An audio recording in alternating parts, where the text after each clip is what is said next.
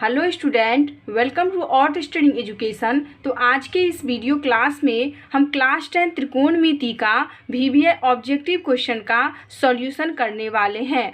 और हमारे पास जो अभी गाइड अवेलेबल है वो है टारगेट का, ठीक है। और यहाँ पे हम आपको 150 वीवीए ऑब्जेक्टिव क्वेश्चन को सॉल्यूशन करके बताएंगे, जो कि एक वीडियो में पॉसिबल नहीं है। हम आपको वीडियो बाय वीडियो करके आपको 150 ऑब्जेक्टिव क्वेश्चन का सॉल्यूशन दिखाएंगे, ठीक है। अगर कोई कहीं भी आपके एग्जाम में क्वेश्चन पूछेंगे त्रिकोणमिति में से, तो इससे बाहर आपके क्वेश्चन नहीं रहेंगे।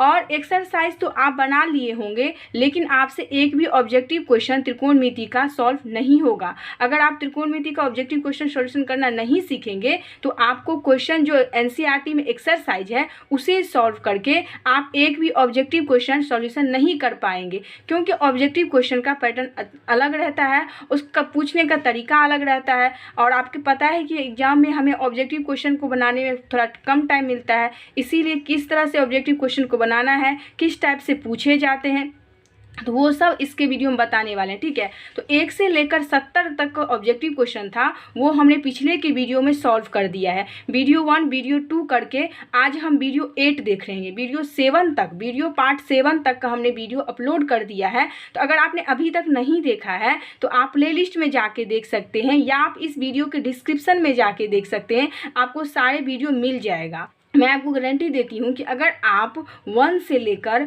150 तक का ऑब्जेक्टिव क्वेश्चन सॉल्व करना सीख जाते हैं इस वीडियो से, और जितने भी वीडियो हमने प्रोवाइड किया है अगर आप वो सारे देख जाते हैं और अच्छे तरीके से आप सीख लेते हैं, मैं आपको गारंटी देती हूँ कि आपसे एक भी ऑब्जेक्टिव क्वेश्चन वहाँ पे छूटेंगे नहीं। आप टोटल त्रिकोणमिति का ऑब्जेक्टिव क्वेश्चन सॉल्व कर लेंगे, ठीक है। तो चलिए हम स्टार्ट करते हैं और देखते हैं 71 से क्वेश्चन, क्योंकि हमने 1 से लेकर 70 तक का क्वेश्चन आपको पिछले की वीडियो में सॉल्व कर दिया है। तो अगर आपने अभी तक नहीं देखा है तो आप प्लेलिस्ट में जाके देख सकते हैं, या आप इस वीडियो के डिस्क्रिप्शन में जाके देख सकते हैं, आपको सारे वीडियो का लिंक मिल जाएगा। अगर आप वीडियो पार्ट 1 से देखेंगे तो आपको अच्छे से समझ में आएगा। वैसे तो हम आपको इस वीडियो में भी अच्छे तरीके से समझाने की कोशिश करेंगे, लेकिन अगर आप वीडियो पार्ट 1 से देखते हैं तो आपको बिल्कुल अच्छे तरीके से समझ में आ जाएगा, ठीक है। तो चलिए स्टार्ट करते हैं 71 से क्वेश्चन। तो यहाँ देखिए हमारे 71 का क्वेश्चन क्या है। यदि sine 65 degree equal to A तथा cos 65 degree equal to B, तो A square plus B square का मान क्या होगा। और ऑप्शन ए दिया है आपको 0, बी दिया है 1, सी दिया है 2, डी दिया है 3। तो आप इस तरह के क्वेश्चन को किस तरह से सॉल्व कर सकते हैं, तो चलिए हम चलते हैं अपने नोटबुक पे, ठीक है। तो आ गए अपने 71 क्वेश्चन पे। यहाँ पे यदि sine 65 degree A equal to A तथा cos 65 degree equal to B, तो A square plus B square का मान क्या होगा, ठीक है। तो यहाँ पे देखिए हमें ए स्क्वायर प्लस बी स्क्वायर का मान पूछा है, ठीक है। यहाँ पे देखिए ए के इक्वल टू में क्या है, साइन 65 डिग्री, और बी के इक्वल टू में क्या है, कॉस 65 डिग्री, ठीक है। तो यहाँ पर हम लिखेंगे ए स्क्वायर प्लस बी स्क्वायर, ठीक है। और ए की जगह पर हम साइन 65 डिग्री लिख सकते हैं, तो बिल्कुल लिख सकते हैं साइन 65 डिग्री, ठीक है। और इसके स्क्वायर है तो आप इसके स्क्वायर दे दीजिए, ठीक है। और प्लस बी की जगह पर हम कॉस 65 डिग्री लिख सकते हैं, तो बिल्कुल लिख सकते हैं। यहाँ पे कॉस 65 डिग्री और यहाँ पर इसका स्क्वायर दे दीजिए, ठीक है। और यहाँ पे देखिए यहाँ पे साइन स्क्वायर क्या हो जाएगा, ये तो हमारा एंगल है तो इसी तरह रहेगा। तो sine square 65 degree plus cos square 65 degree, ठीक है। देखिए यहाँ पे थीटा का मान सेम है, ठीक है। तो यहाँ पे sine square theta plus cos square theta equal to क्या होता है, थीटा के मान सेम है तो हम लगा सकते हैं। तो sine square theta plus cos square theta equal to क्या होता है, हमारा 1 होता है, ठीक है। तो यही था आपका क्वेश्चन। तो चलिए ढूंढते हैं 71 के क्वेश्चन में 1, ठीक है। तो यहाँ पे देखिए 71 का क्वेश्चन क्या है, कितना है 1। तो 71 का राइट आंसर आप लोगों का बी हो जाएगा। चलिए चलते हैं 72 क्वेश्चन पे। तो यहाँ पे यदि 4 sine square theta equal to 3, तो थीटा का मान क्या होगा। तो चलिए इसे भी हम सॉल्व कर लेते हैं। तो देखिए हम आ गए अपने 72 क्वेश्चन पे, ठीक है। यहाँ पे यदि 4 sine square theta equal to 3, तो थीटा का मान क्या होगा। तो चलिए इसे हम सॉल्व कर लेते हैं। यहाँ पे 4 sine square theta equal to 3, तो यहाँ पे देखिए sine square theta equal to क्या आ जाएगा, 3/4, क्योंकि यहाँ पे गुना में है तो हम नीचे में ला सकते हैं, तो बिल्कुल। तो यहाँ पे देखिए जब स्क्वायर यहाँ पे स्क्वायर उस तरफ जाएगा तो क्या हो जाएगा, रूट हो जाएगा, ठीक है। तो साइन थीटा इक्वल टू क्या हो जाएगा, रूट अंडर 3/4, ठीक है। और यहाँ पे देखिए साइन थीटा इक्वल टू √3 तो हमारा बाहर नहीं निकलेगा, तो ये √3 ऐसे ही रह जाएगा। और 4 का वर्गमूल क्या होता है 2, तो यहाँ पे क्या आ जाएगा 2, ठीक है। अब यहाँ पे देखिए साइन थीटा इक्वल टू, ठीक है, तो यहाँ पे देखिए साइन थीटा इक्वल टू √3/2, तो साइन थीटा इक्वल टू देखिए √3/2 साइन थीटा में किसका मान है, तो साइन 16 डिग्री का, ठीक है, साइन 16 डिग्री का, ठीक है। अब यहाँ पे साइन से साइन कैंसिल हो गया, तो थीटा इक्वल टू हमें कितना निकल के आ गया है 16 डिग्री। तो चलिए हम 72 के ऑप्शन में ढूंढते हैं 16 डिग्री। तो 72 में देख लीजिए यहाँ पे 60 डिग्री है, ठीक है। तो 72 का राइट आंसर आप लोगों का बी हो जाएगा, ठीक है। चलिए अब ढूंढते हैं 73 क्वेश्चन। यहाँ पे 73 क्वेश्चन, निम्न में से कौन कॉट थीटा के बराबर है, ठीक है। तो कॉट थीटा इक्वल, तो यहाँ पे देखिए कॉट थीटा इक्वल टू क्या होता है, तो अब पहले आप tan theta equal to sine by cos, तो टेन का उल्टा क्या होता है कॉट, तो कॉट क्या हो जाएगा कॉस बाय साइन, ठीक है। तो 73 का राइट आंसर आप लोगों का बी हो जाएगा, ठीक है। 73 का ऑप्शन आपका बी बिल्कुल करेक्ट हो जाएगा। यहाँ पे देखिए आपका 74 क्वेश्चन है, यदि 5 कॉस थीटा, सॉरी 74, यदि sine theta equal to cos theta तो थीटा किसके बराबर होगा। तो ये क्वेश्चन आपको कितनी बार बता चुके हैं कि जिसका थीटा का मान देखिए साइन 45 डिग्री भी 1/√2 होता है और कॉस 45 डिग्री भी 1/√2 होता है। तो जब 45 डिग्री का मान होगा तभी उस स्थिति में sine theta equal to cos theta हो जाए, क्योंकि दोनों का मान 1/√2 होता है, ठीक है। तो आपका ऑप्शन 74 का राइट आंसर आप लोगों का ए हो जाएगा, ठीक है। और यहाँ पे 75 क्वेश्चन है, sine square theta plus cos square theta equal to क्या होता है 1, तो 75 का ऑप्शन आपका ए बिल्कुल करेक्ट हो जाएगा, ठीक है। तो चलिए अब देखते हैं 76 क्वेश्चन में, sine cos 90 degree minus A equal to क्या हो जाएगा cos 90 degree minus A equal to आपका साइन ए हो जाएगा, ठीक है। तो 76 का ऑप्शन आपका बी बिल्कुल करेक्ट हो जाएगा। यहाँ पे है 77 क्वेश्चन, यदि 5 कॉस थीटा इक्वल टू 3 तो 3 tan थीटा का मान होगा, ठीक है। तो चलिए इसे हम नोटबुक पे सॉल्यूशन कर लेते हैं। तो यहाँ पे 77 का क्वेश्चन है, यदि 5 कॉस थीटा इक्वल टू 3 तो tan थीटा का मान क्या होगा, ठीक है। यहाँ पे 3 tan थीटा है, 77 3 tan थीटा, ठीक है, 3 tan थीटा है आपका, यहाँ पे 3 tan थीटा, ठीक है। अब यहाँ पे देखिए 5 कॉस, यहाँ पे 5 कॉस थीटा इक्वल टू क्या है 3, ठीक है। और यहाँ पे कॉस थीटा इक्वल टू क्या आ जाएगा 3/5, ठीक है। तो जब भी आपको इस तरह के क्वेश्चन दिखे तो सबसे पहले आप एक समकोण त्रिभुज बना लीजिएगा, ठीक है। आप एक समकोण त्रिभुज बना लीजिए जिससे कि आपको क्वेश्चन बनाने में कोई भी प्रॉब्लम ना हो, ठीक है। देखिए यहाँ पे कॉस थीटा इक्वल टू क्या होता है आपका आधार बाय, तो कॉस थीटा इक्वल टू क्या फॉर्मूला होता है आपका आधार बाय कर्ण, ठीक है। क्या होता है आधार बाय कर्ण। तो यहाँ पे देखिए आधार बाय कर्ण होता है, इसका मतलब है कि यहाँ पे इस त्रिभुज का नाम पहले सबसे पहले आप रख लीजिए ABC, ठीक है। बी हमारा क्या है समकोण है। तो यहाँ पे देखिए कॉस थीटा इक्वल टू आधार बाय कर्ण, तो आधार कौन सा होता है तो ये, तो आधार कितना आपको दे दिया है 3, ठीक है। और कर्ण आपको कितना दे दिया है कर्ण आपको 5 दे दिया है। और यहाँ पे क्वेश्चन में कह रहा है कि tan थीटा, तो tan थीटा इक्वल टू क्या फॉर्मूला होता है लंब बाय आधार। तो आधार तो हमें है बट लंब नहीं है, ठीक है, लंब नहीं है तो लंब हमें पहले फाइंड करना होगा, ठीक है। तो चलिए हम लंब निकाल लेते हैं। तो लंब इक्वल टू क्या फॉर्मूला होता है √अंडर कर्ण स्क्वायर माइनस आधार स्क्वायर, ठीक है, कर्ण स्क्वायर माइनस आधार स्क्वायर। अब हमें कर्ण कितना दिया है 5 दिया है, तो 5 का स्क्वायर माइनस कर्ण आधार कितना दिया है आपका 3, तो 3 का स्क्वायर। अब यहाँ पे देखिए 5 का स्क्वायर कितना होता है 25 माइनस 3 का स्क्वायर कितना होता है 9। और यहाँ पे देखिए इसको जब हम इसको घटाएंगे 25 में से 9 गया तो कितना आ जाएगा 16, ठीक है। अब यहाँ पे देखिए 4 गुने 4, ठीक है। तो ये हमें जोड़ा लग गया है, तो आपको पता है कि जब भी जोड़ा लग जाता है तो एक हमारा क्या होता है बाहर निकल जाता है 4, तो रूट के बाहर निकल गया 4। इसका मतलब है कि लंब हमें कितना निकल के, तो लंब हमें कितना निकल के आ गया है, तो लंब हमें 4 निकल के आ गया है, ठीक है। तो चलिए अब हमारे क्वेश्चन में कह रहा था कि 3 tan थीटा का मान निकालना है आपको, ठीक है।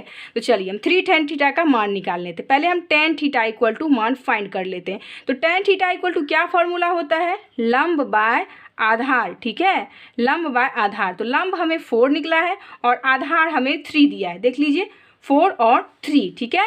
तो यहाँ पे देखिए 4/3 और हमें 3 tan थीटा इक्वल टू निकालने के लिए कह रहा था, तो tan थीटा इक्वल टू 3 गुने tan थीटा इक्वल टू कितना 4/3, तो 3 से 3 कैंसिल और इक्वल टू कितना आ गया 4। ठीक है, तो चलिए हम 77 के क्वेश्चन के ऑप्शन में ढूंढते हैं 4। तो यहाँ पे देखिए 77 का राइट आंसर क्या हो जाएगा सी। ठीक है, 77 का राइट आंसर सी हो जाएगा 4। तो 77 का राइट आंसर आप लोगों का सी बिल्कुल हो जाएगा। ठीक है, तो यहाँ पे देखिए 78 क्वेश्चन है, यदि tan थीटा इक्वल टू 3/4 हो तो sin थीटा का मान क्या होगा। तो चलिए इसे भी हम फाइंड कर लेते हैं। देखिए हम आगे अपने 78 क्वेश्चन पे। ठीक है, तो यहाँ पे क्या कह रहा है tan थीटा इक्वल टू 3/4, तो sin थीटा का मान क्या होगा। तो जब भी आपको इस तरह के क्वेश्चन दिखे सबसे पहले आप क्या कीजिएगा, एक समकोण त्रिभुज बना लीजिएगा जिससे कि आपको कोई प्रॉब्लम ना हो। ठीक है, तो यहाँ पे देखिए A B C। ठीक है, और यहाँ पे देखिए क्वेश्चन में है tan थीटा इक्वल टू 3/4। तो tan थीटा इक्वल टू क्या फॉर्मूला होता है आपका, लंब बाय आधार। ठीक है, लंब बाय आधार। ठीक है, देखिए अगर आप त्रिकोणमिति का क्वेश्चन बना रहे हैं तो सबसे पहले जरूरी है कि आपको फॉर्मूला याद रहे। अगर आप फॉर्मूला के बिना एक भी क्वेश्चन नहीं बना सकते, एक भी स्टेप नहीं बना सकते, ठीक है, तो मोस्ट इंपॉर्टेंट है कि आप फॉर्मूला पहले याद कर ले। ठीक है, तो यहाँ पे देखिए 3/4, तो लंब कितना है आपका 3, आधार कितना है आपका 4, तो इसका मतलब है कि हमें तो देखिए यहाँ पे तो tan थीटा इक्वल टू 3/4 लंब बटा आधार, और यहाँ पे हमें लंब दिया है, लंब दे दिया है और आपका आधार भी दे दिया है, और sin theta equal to formula होता है लंब बाय कर्ण, जो कि हमें फाइंड करना है।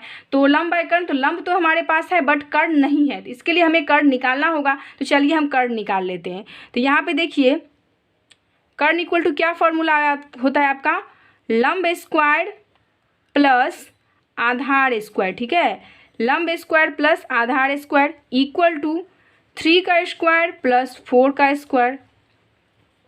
तो यहाँ पे कितना आ जाएगा 9 प्लस 16। ठीक है, तो यहाँ पे आ गया 25, तो यहाँ पे आ जाएगा 5 गुने 5, तो एक यहाँ पे जोड़ा मिल गया तो बाहर निकल के आ जाएगा कितना 5। ठीक है, तो कर्ण हमें 5 निकल के आ गया है। अब हम sin थीटा का मान आसानी से हम निकाल सकते हैं।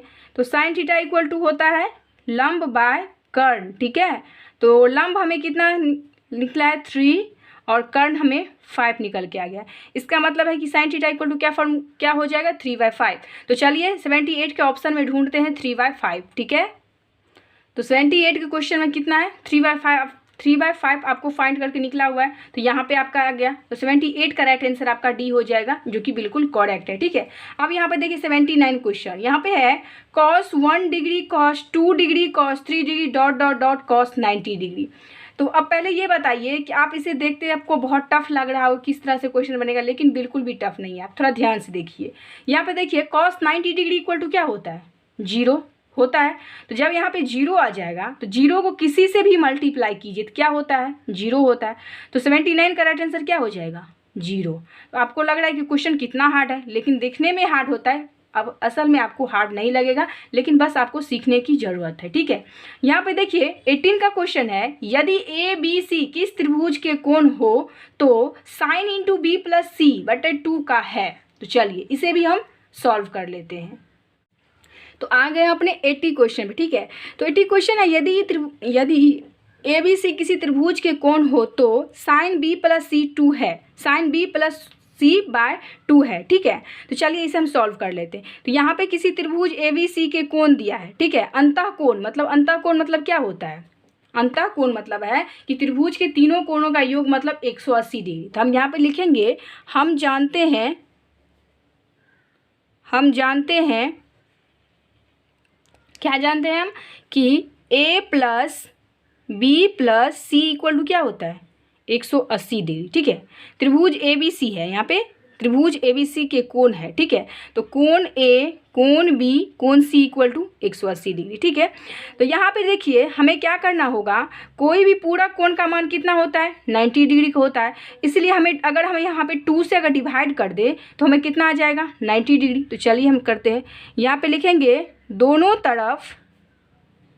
तरफ 2 से भाग देने पर, क्या लिखेंगे 2 से भाग देने पर।